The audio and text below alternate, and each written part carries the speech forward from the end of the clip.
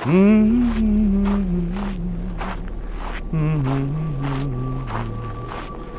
La la la la la. What?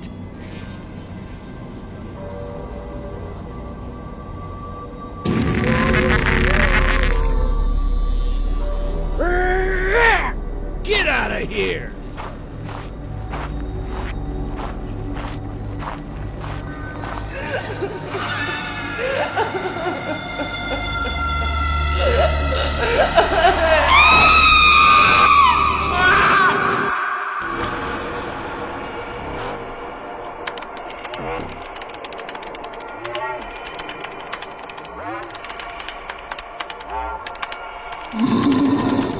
What?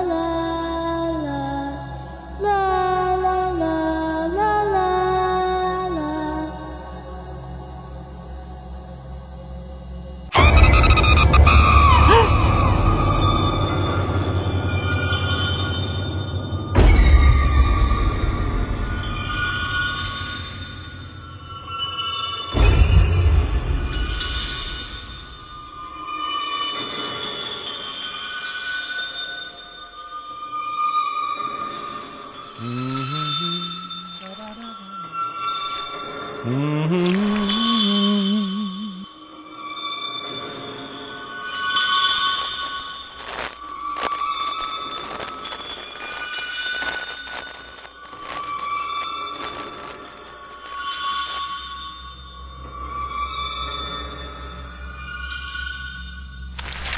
Mm-hmm. Da da da da da da da. Mm-hmm. Ooh. La la la la.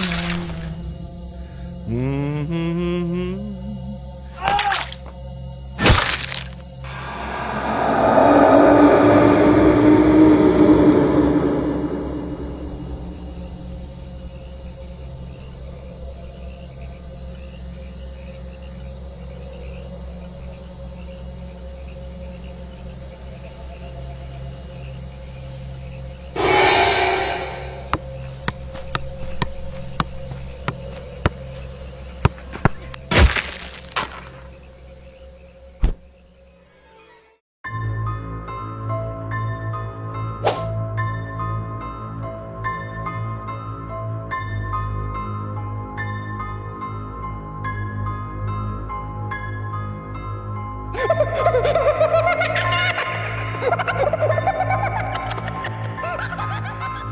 David, have you heard the story about Sister Hong? They say she died unjustly, and her ghost still haunts the West Wing hallway. I've heard, but I don't want to know more. People say whoever steps into that hallway experiences something strange. I don't want to try my luck. Come on, aren't you curious at all? Tonight, there's the Halloween event at school, and no one will notice if we sneak in to explore. I bet it's all just rumors, ... Haven't you heard? Last year, Fung from the upper grade went into that hallway at night, and after that, he dropped out of school. No one knows what happened to him. That's just a rumor. I don't believe in ghosts. How will we know if we don't check? If you're scared, I'll go in alone. Here it is. We just need to go in for a bit and then get out. No big deal.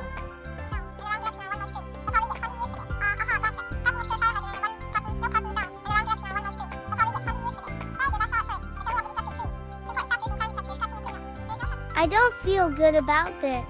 Do you hear that? The wind sounds like someone's whispering.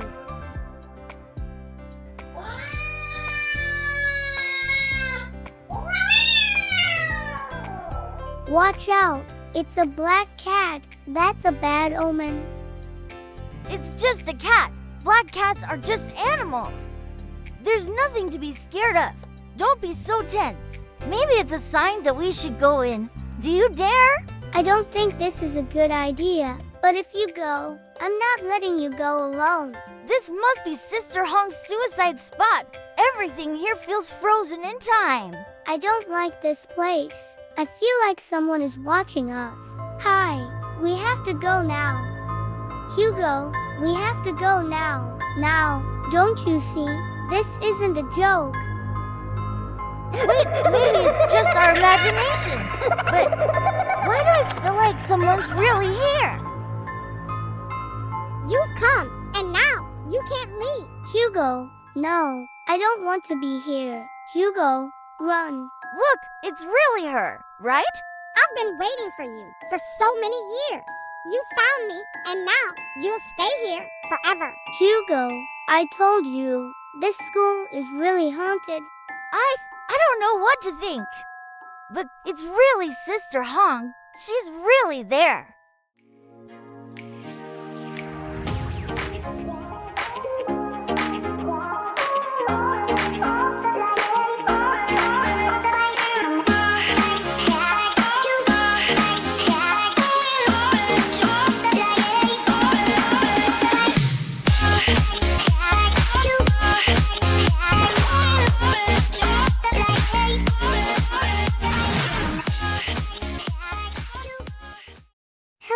Everyone, welcome to my new video. Today, I'm going to share with you a story that my family experienced during our holiday last week. Without keeping you waiting any longer, let's dive right into it. Here's how the story begins. That beach trip was supposed to be the best vacation our family ever had. Everything started out normal. We arrived at a seaside resort to relax and enjoy the sun. My dad, Oliver, and my mom, Lily, were excited. My older brother, Ethan, just wanted to wander around. And my little sister, Mason, and I were all about building sandcastles. At first, everything was peaceful. I still remember the cool sea breeze, the gentle sound of the waves, and the golden sunlight casting across the long stretch of sand. Dad and Mom let us run out to the beach as soon as we checked into the hotel. Ethan, as usual, wanted to walk around alone, but Mason wanted to go with him this time, so I stayed with my parents.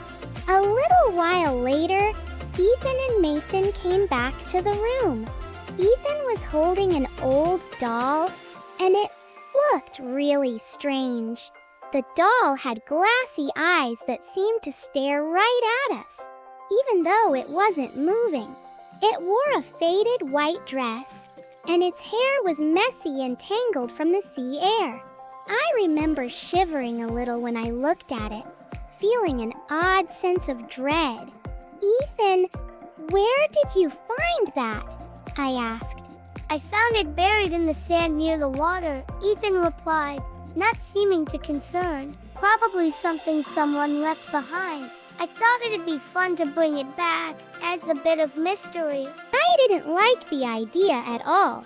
That doll made me uncomfortable from the very first glance. But no one else in the family seemed to feel that way. Mason looked scared, but Ethan told her not to worry. Mom and Dad just laughed, thinking we were overreacting.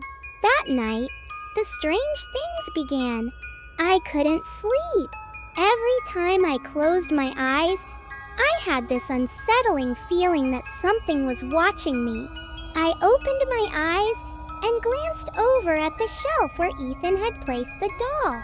And then I saw it. Its eyes seemed to glow faintly in the darkness. I swear it was staring right at me. Mom sat up, still half asleep, and looked over at the doll. Emma, it's just a doll. Nothing to be scared of. But she didn't understand. That doll wasn't just an ordinary toy. The next day, we all went out to the beach again. When we came back, things got even weirder. The doll, which Ethan had left on the shelf in the room, was now sitting out on the balcony. None of us had moved it. "Ethan, are you sure you left the doll in the room?" I asked him. "Yeah, I'm sure," he said, starting to look worried himself.